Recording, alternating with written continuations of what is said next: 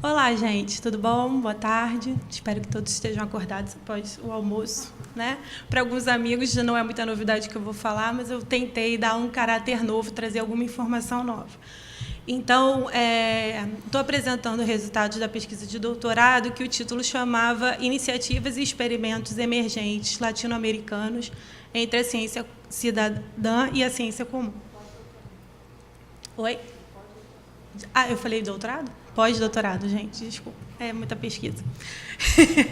E aí o objetivo dessa pesquisa era caracterizar iniciativas e experimentos emergentes e demonstrativos de ciência aberta e ciência comum em âmbito latino-americano, explorando as relações que elas propõem entre o conhecimento científico e outras matrizes de conhecimento ou culturas epistêmicas no enfrentamento dos desafios de desenvolvimento dos países da região.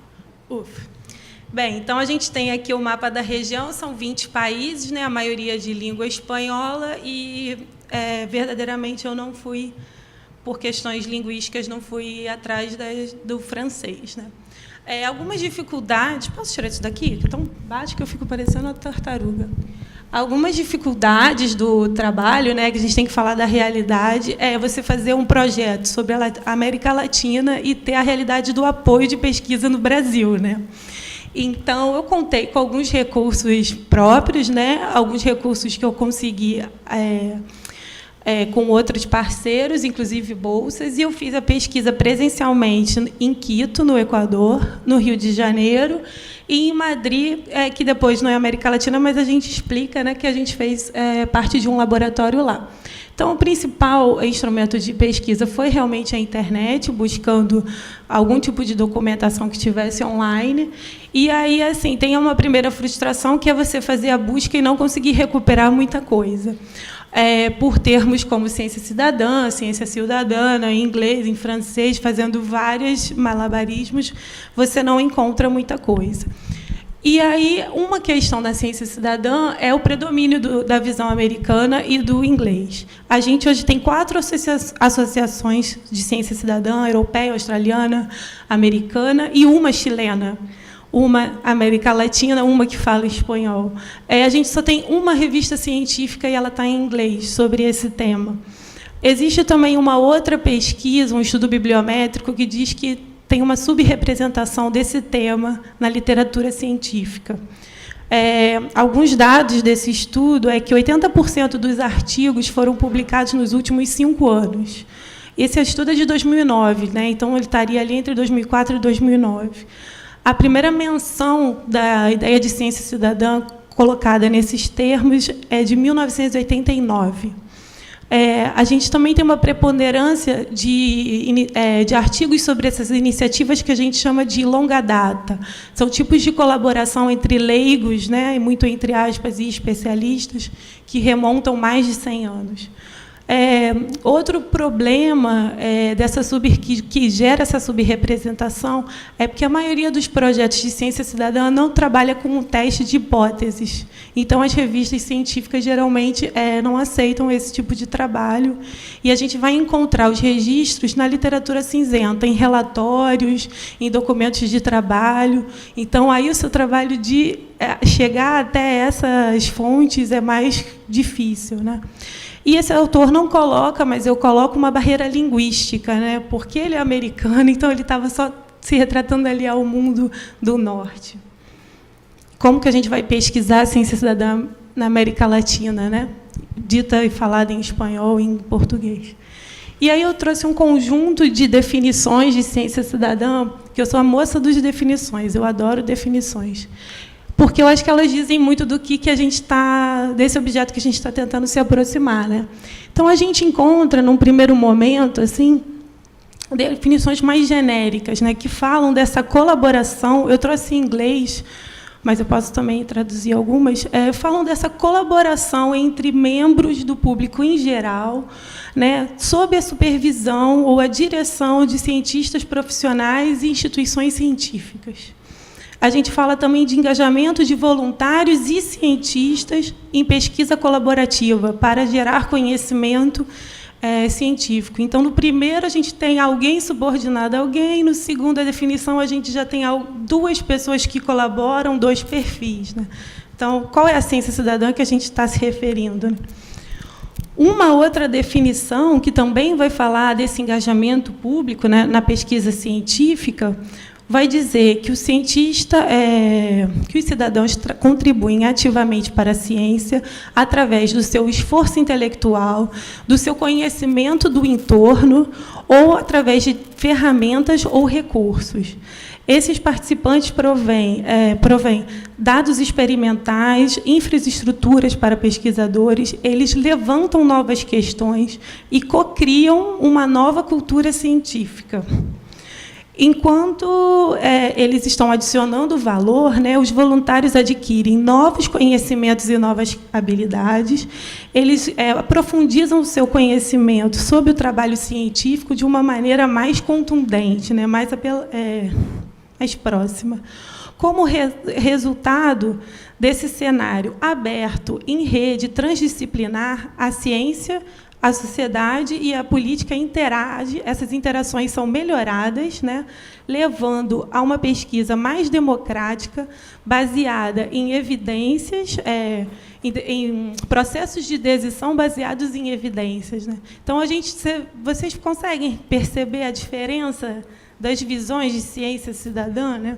Aqui a gente já está falando de cocriação de uma nova cultura científica, a gente está falando de uma pesquisa mais democrática e tomada de decisão. Uma outra... Eu acho que aqui morreu. Não? Ah, tá, desculpa. Uma outra definição coloca a ciência cidadã como uma prática de nivelamento, no qual o papel dos profissionais e dos não profissionais, mesmo que ainda não são iguais, são valorizados e respeitados pelas suas contribuições, conhecimentos e habilidades. Na maioria dos casos, a igualdade nos papéis não é possível, por conta das diferenças de conhecimento, recursos, habilidade profissional dos cientistas, que dedicam grande quantidade de tempo para a pesquisa científica. E o interesse dos participantes em aprender mais sobre a ciência e lidar com temas específicos. Mas, ainda que a igualdade não seja o fim assumido, né, o objetivo claro e explícito da ciência cidadã, ela exige, né, ela require uma cooperação profunda, né, próxima entre profissionais e amadores, aonde deve existir respeito mútuo, né, e as relações de produção. Desculpa, uma última definição coloca a ciência cidadã como uma ciência cidadã comunitária. A gente vai ver que existem vários sinônimos de ciência cidadã e as pessoas vão sempre tentando introduzir mais comunidade em algo que já se coloca como cidadão. Então, você tem ciência cidadã extrema, ciência cívica, ciência participativa, a tentativa de juntar mais adjetivos para mostrar que aquilo tem uma maior capilaridade, né? Então, esse aqui já coloca em termos de uma ciência cidadã comunitária, que representa o desafio, as coisas que as premissas que a gente já tem sobre a experiência, o trabalho, a natureza do trabalho científico, né? Isso significa que ela pode ser um meio para definir os problemas científicos em termos do interesse das comunidades. A ciência cidadã comunitária pode ser uma maneira de reclamar, né, discussões políticas que incluam os cidadãos como expertos da sua maneira, né? Traz uma perspectiva que não é geralmente colocada na questão da ciência, e ela nasce da frustração das comunidades de não ter a sua voz ouvida e de uma certa desconfiança em relação às instituições e os especialistas que tradicionalmente são chamados para resolver problemas. Então, eu gosto de definição porque, de qual ciência cidadã a gente está falando, né? E aí, quando a gente começou a fazer essa pesquisa, a gente viu que, por ter essas definições, às vezes, muito gerais, né, como aquela primeira que eu apresentei, a ciência cidadã caberia tanto numa perspectiva da ciência aberta, como da ciência comum, que é o que a gente vem trabalhando mais proximamente desde da Espanha, né? Então, o que traz aqui de comum entre esses dois modos de ciência? A ciência cidadã, primeiro, a ideia de ciência como motor do desenvolvimento, que vai resolver problemas. A tecnologia é sempre apontada como a grande oportunidade que a gente tem para resolver isso. A cultura livre como possibilidade de aumentar a circulação de informação e de conhecimento. E tudo isso somado, né, à possibilidade da gente fazer uma participação massiva a partir da inclusão de outras pessoas que geralmente não estão no processo de produção de conhecimento. Então, a ciência cidadã, o que a gente mais olhou foi essa ideia de ampliar a base social e epistêmica da ciência. E aí, na ciência aberta, isso vem ligado ao paradigma do aberto, né, a ideia de que a gente tem que abrir o conhecimento e fazer ele circular. E aí, dentro desse paradigma, a ênfase é em aspectos técnicos ou jurídicos que diminuem essas barreiras à circulação do conhecimento, né? Então, a gente vai, na ciência aberta, quando a gente fala em ciência cidadã, a gente fala em transparência, a gente fala em agilidade, a gente fala em eficiência, a gente fala em inclusão, em um diálogo com a sociedade, numa ideia de inovar, de ser mais eficiente, de fazer as coisas mais rápido, de ter menos desperdício, retrabalho. Já na ciência comum... Opa, eu errei meu próprio computador. A gente está trabalhando sobre outro paradigma, que é o paradigma do comum. E aí o aberto se torna apenas um requisito para a gente estar pensando a produção do conhecimento, né? A ênfase aqui é na governança, sobre a gestão dos bens comuns, aquilo que a gente compartilha, né? Na literatura, isso aparece recentemente no trabalho da Ostrom, que ela vai estudar casos empíricos em que comunidades conseguiram fazer uma gestão coletiva de um tipo de recurso de maneira sustentável, né, no tempo, ao longo do tempo, as pessoas têm uma qualidade de vida, elas têm uma inserção local. E a Ostrom vai dizer que existe muito conhecimento ali e uma forma de gerir alguns princípios, alguns valores que fazem aquilo dar certo. Apesar da gente ter uma série de outras teorias econômicas que vão dizer que sempre o comum é a tragédia, o comum é a destruição. Então, que a gente precisa de um Estado centralizador, a gente precisa de especialistas, a gente precisa de uma autoridade externa que vai dizer para a gente: você pode fazer isso, você não pode fazer aquilo, e se você não se comportar dessa maneira, eu te sanciono. Os estudos da Ostrom vão dizer que isso, em alguns casos, os casos empíricos mostram que isso não é verdade, que as pessoas são capazes de fazer essa gestão de bens comuns. E aí, dentro do paradigma comum, entra essa noção de laboratório cidadão, que é muito comum na Espanha, por onde eu andei, que são esses espaços de produção de conhecimento com pessoas múltiplas a partir de um problema que a gente tem que enfrentar no coletivo, né? E esse laboratório cidadão, ele lida com essa ideia de participação, né? Ou seja, eu não preciso ser cientista, eu não preciso ter um pós-doutorado para estar aqui com o microfone, qualquer pessoa poderia estar aqui debatendo com a gente, né? Então, você não tem essa barreira de entrada, cada um traz a sua visão do problema e as múltiplas visões vão justamente trazer soluções melhores, porque você diminui, né, justamente o que você deixa de olhar. E tem um desejo que é diferente da ciência aberta, que é um desejo de lentidão, que, para o mundo atual, é uma coisa muito bizarra, porque lentidão no sentido não de ser preguiçosa, mas no sentido de escutar o outro. Então, eu não tomo decisões porque eu sou especialista e sei e acho e pronto, é isso. Não, eu tenho que ouvir o outro. Esse problema não depende só de mim. Então, por fim, existe aí uma ideia de paridade de saberes, né, que é um desafio para os cientistas. Indo mais para o campo empírico, a ciência cidadã na América Latina, apesar desses desafios de localizar as iniciativas, elas podem ser classificadas em 3 tipos de iniciativas. A primeira, eu já tinha comentado, que é a de longa data. Então, são essas disciplinas que surgem a partir e que dependem da observação de não especialistas, porque é um campo muito amplo, nenhuma instituição ou pesquisador conseguiria dar conta. Então, por exemplo, é o mais clássico o avistamento de pássaros, né? A ecologia.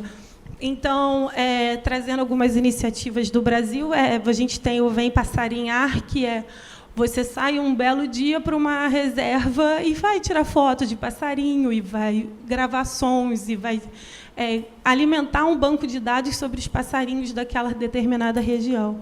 Onde estão as baleias e os golfinhos é mais ou menos a mesma ideia, pessoas registrando a ocorrência desses animais no Rio de Janeiro. Um segundo tipo de iniciativas é chamada de influenciadas pela tecnologia. E os autores dizem que a gente está se focando muito nessas, né, por conta da nossa euforia, digamos que a tecnologia é a oportunidade.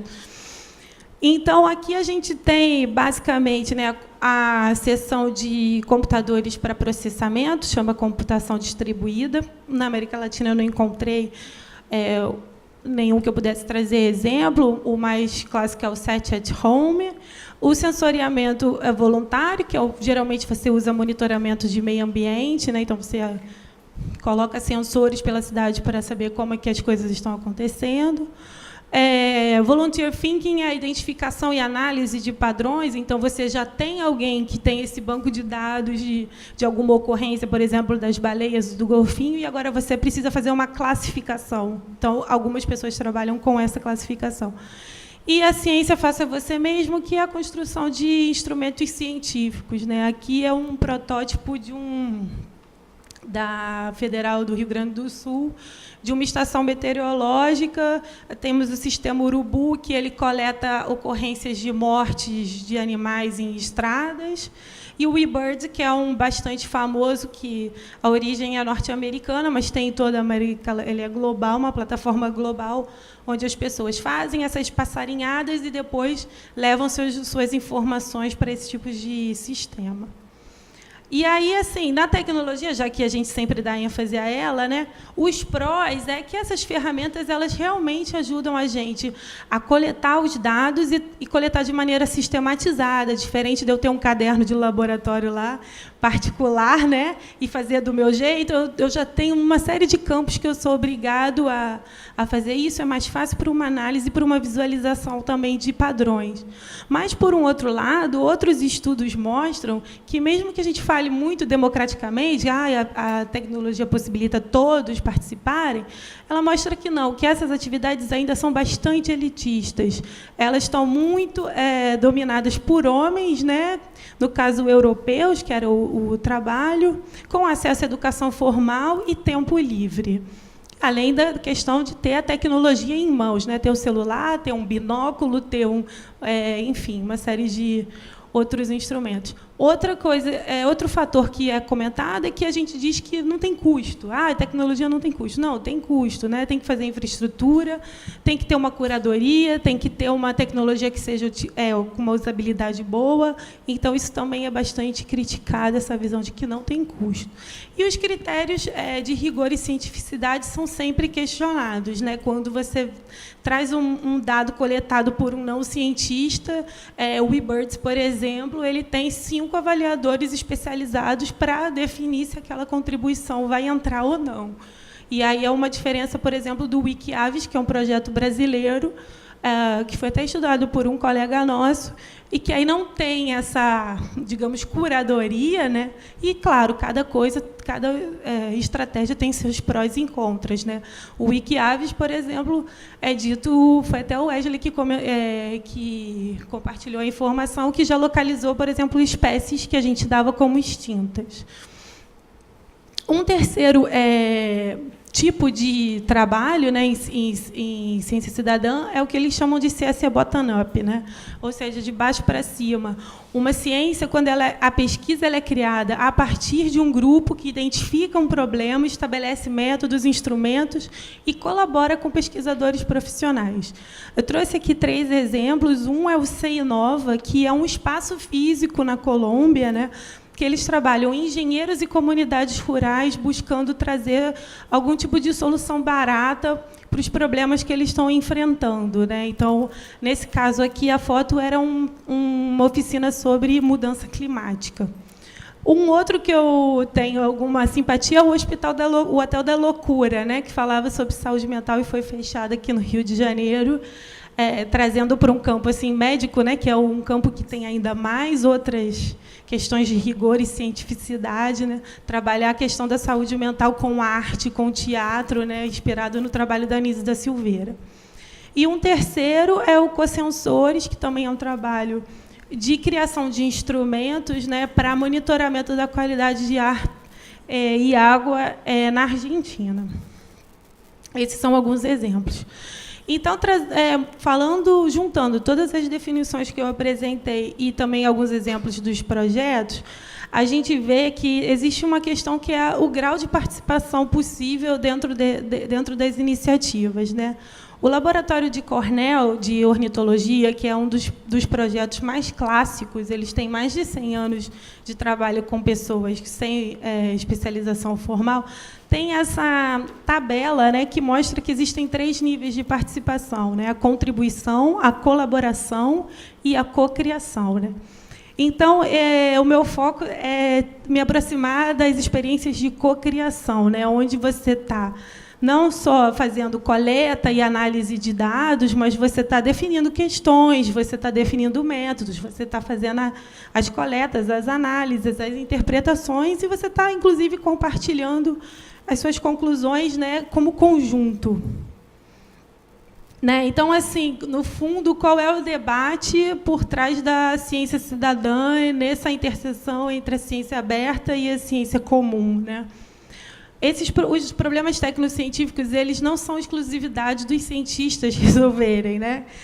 Somos muito bem treinados, mas a nossa visão se cega para muitas coisas. Então, como que a gente pode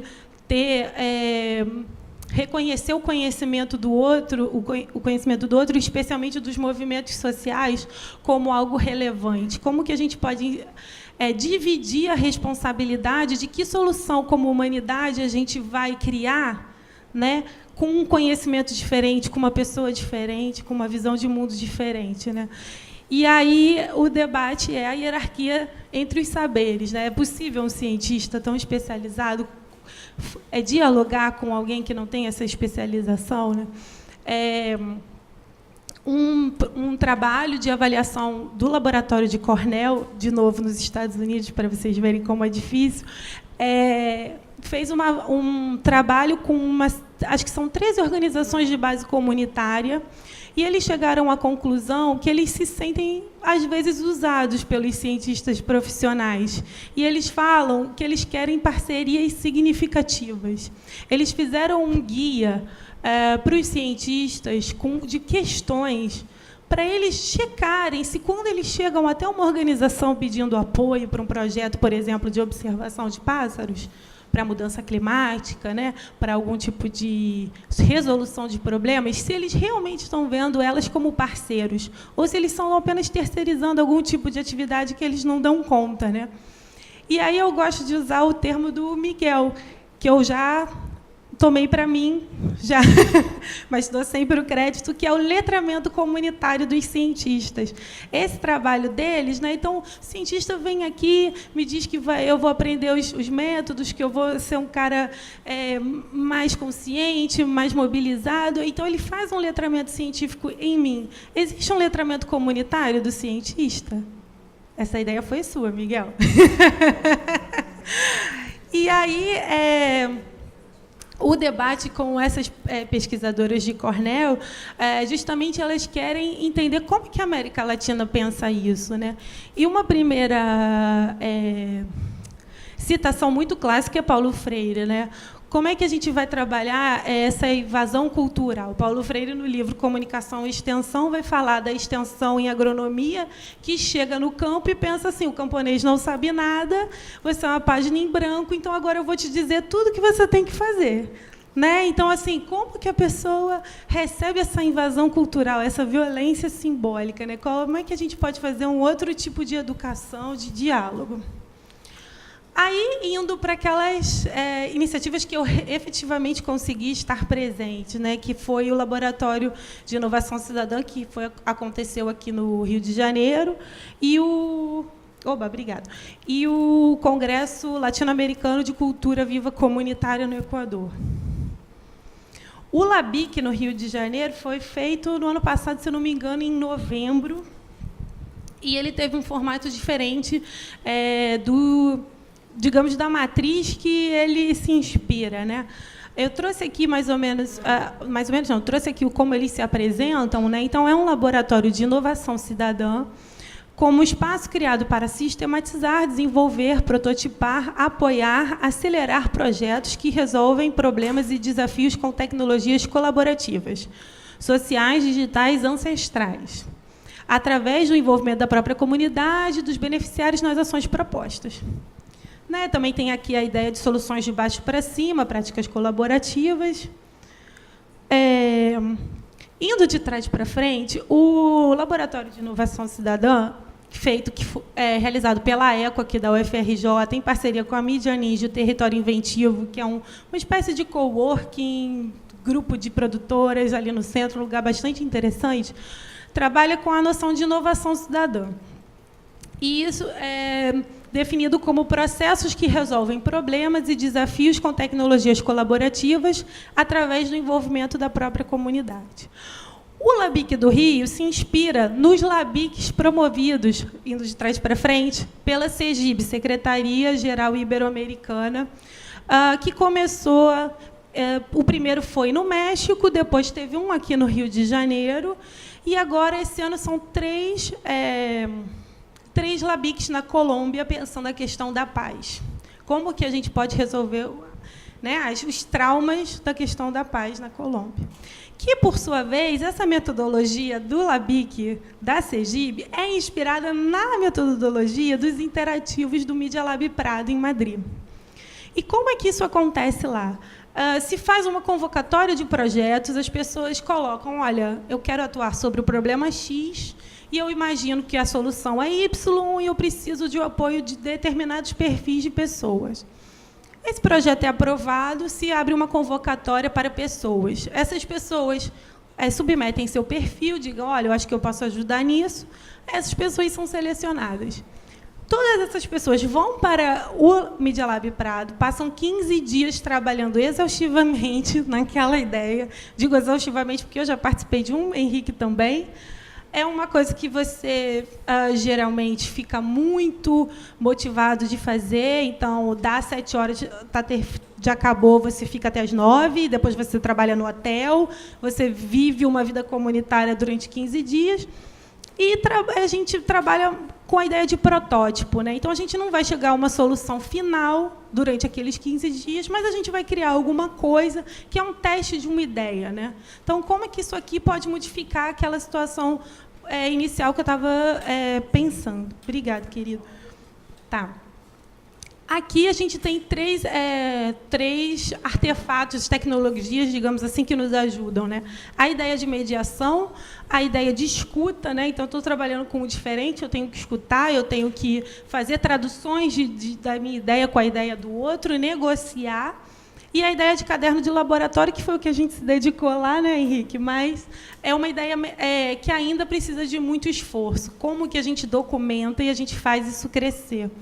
Porque a gente fica muito motivado em terminar aquilo, em terminar com o produto. Então, a documentação sempre fica para outro momento, e esse outro momento nunca chega.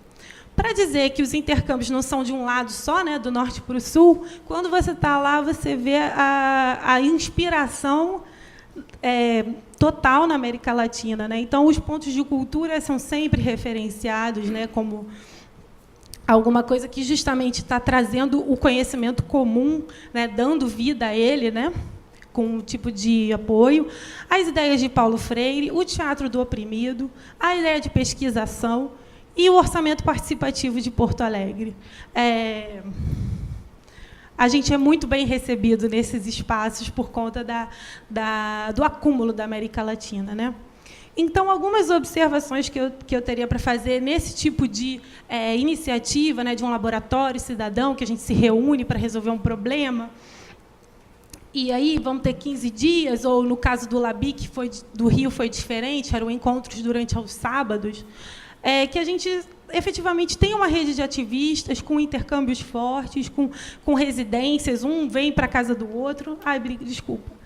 As principais temáticas são a democracia participativa, a soberania tecnológica, o urbanismo, as nossas adaptações à mudança climática.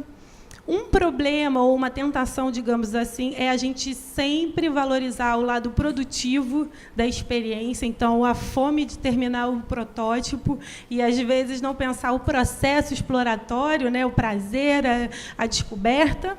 A documentação é escassa e, assim, eu noto que, com esse fluxo crescente, né, esse mapa aqui é um mapa do Media Lab. Claro que a gente poderia fazer outros mapas, mas quem faz um mapa ajuda a gente a visualizar.